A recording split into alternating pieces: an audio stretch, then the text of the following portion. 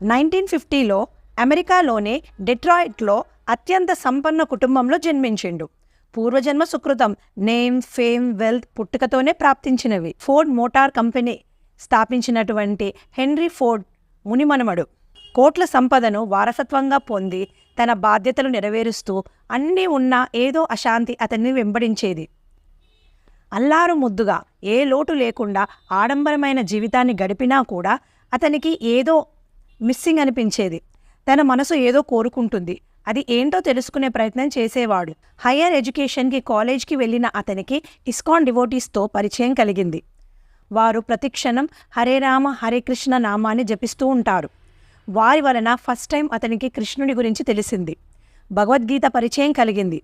భగవద్గీత చదివిన తరువాత తన థింకింగ్ స్టైల్, ప్రపంచాన్ని తాను చూసే పద్ధతి పూర్తిగా మారిపోయింది. ఇదే తన జీవిత